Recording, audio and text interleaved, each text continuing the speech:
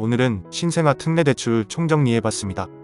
신생아 특례대출은 저출산 해결 대책의 하나로 아이를 낳는 가정의 대출을 지원하는 정책인데요.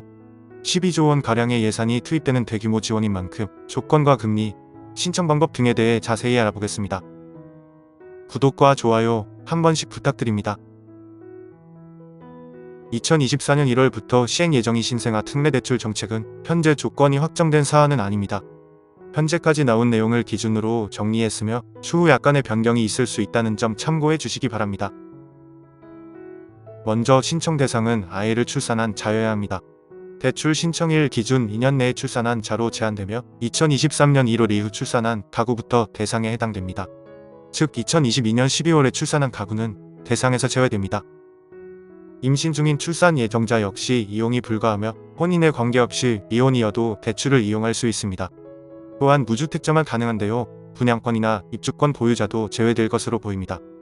상속의 경우 20년 넘은 노후 단독주택 등 일부 사항에 대해서만 무주택자로 인정될 것으로 보입니다. 다음으로는 조건에 대해 상세히 알아보겠습니다. 크게 주택 구입을 위한 구입자금 대출과 전세 시 필요한 전세자금 대출로 나뉩니다. 구입자금 대출은 소득이 1.3억 이하여야 하고 자산은 5억 600만원 이하만 가능합니다. 대상 주택 가격은 9억 이하, 대출 한도는 5억 이하이며 금리는 소득 구간별로 다릅니다.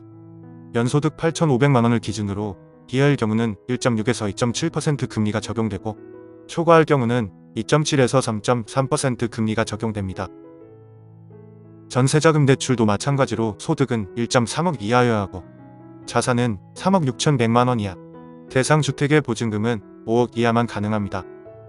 대출 한도는 수도권의 경우 3억, 지방의 경우 4억까지 가능하며 연소득 7,500만원을 기준으로 이하일 경우 1.1%에서 2.3% 금리가 적용되고 초과할 경우 2.3에서 3.0% 금리가 적용됩니다.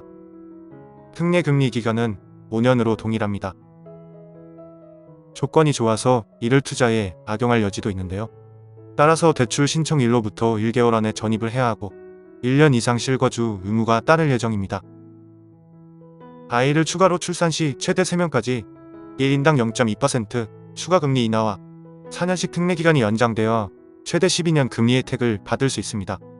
특례 금리 기간이 끝나도 기존 금리 범위 내에서 인상되기 때문에 갑자기 금리가 크게 오르지는 않습니다. 대출 신청은 기존 디딤돌 대출처럼 시중은행에서 진행될 예정인데요.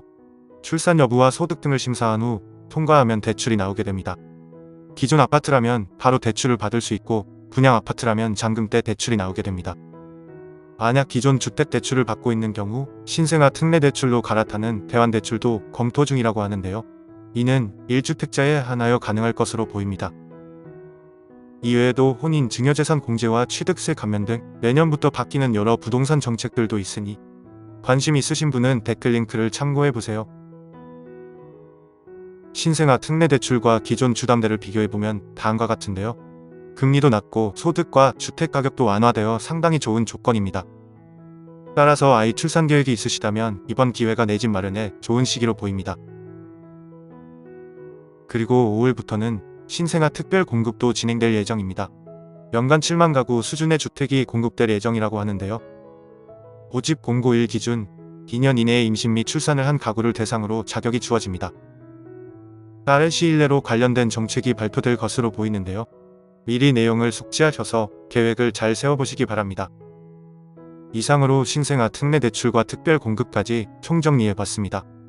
구독과 좋아요는 영상 제작에 큰 힘이 됩니다.